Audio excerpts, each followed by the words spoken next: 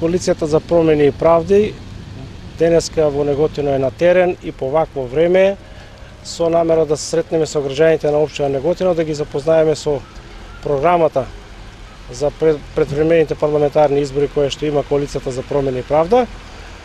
Тркалото на историјата и на животот и денеска по вакво време врти. Граѓаните очекуваат промени. Наша задача е да ги запознаеме со тие промени и да ги запознаеме со луѓето кои што Коалицијата за промени и правда ги нуди, кои што својот квалитет, знаење, способности ќе ги донесат промените во Македонија за посречни на граѓаните.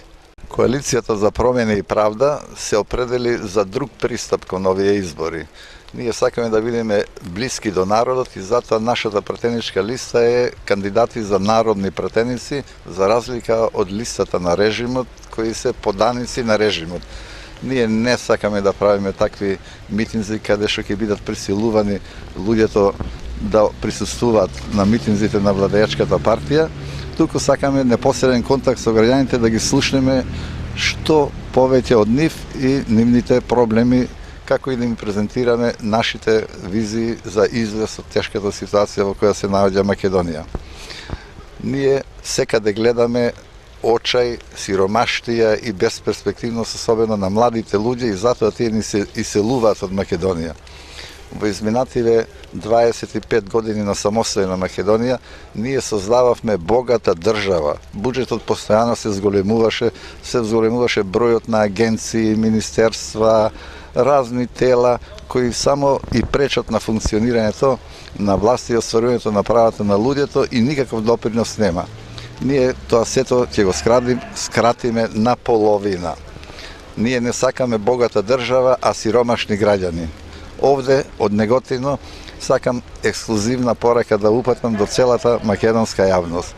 Покрај другите заложби што ги имаме во нашата програма, како една од најприоритетните ја сметаме, после победата на овој режим на 11 декември на изборите, ќе отпочнат постапки да се повратат парите украдени од граѓаните.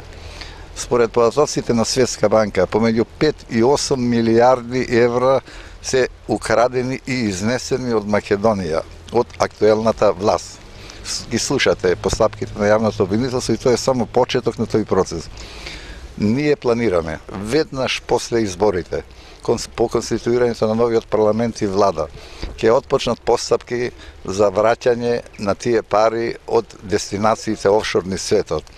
Според пресметките на нашите аналитичари, секој едно семејство ќе треба да добие по 13.500 евра од украдените пари од народот кои сега се изнесени на разни офшор дестинации во светот, од следните острови, Белизе, Молдавија, Маршалските острови, Монако, Луксембург и така натаму и така натаму.